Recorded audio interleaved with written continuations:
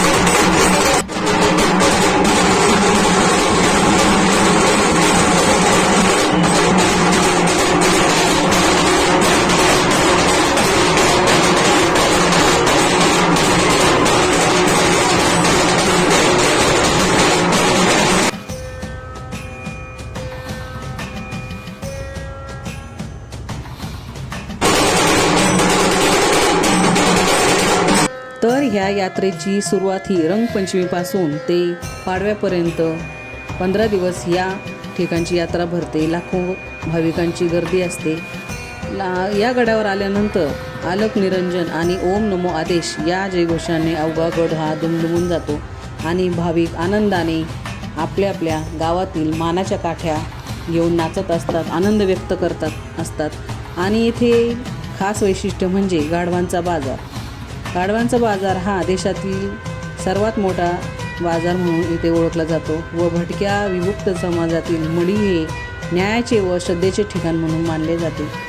या ठिकाणी आल्यानंतर गडावर आल्यानंतर इथे आपल्या मनातील इच्छा म्हणून ही डाळिंबी ही श्री चैतन्य कानिफनाथांची आवडती शिष्य होती म्हणून आपल्या मनातील इच्छा म्हणून लोक इथे धागे बांधतात।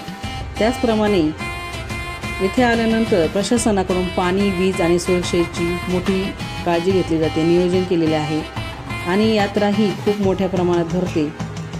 जर तुम्ही कानिफनाथ महाराजांचे दर्शन घेतले नसेल तर या व्हिडिओच्या माध्यमातून तुम्ही दर्शन घ्या। तुमच्या मनातील इच्छा सर्व पूर्ण होतील आणि नाथांचे दर्शन घेतल्यानंतर चैतन्य हे निर्माण होतेच।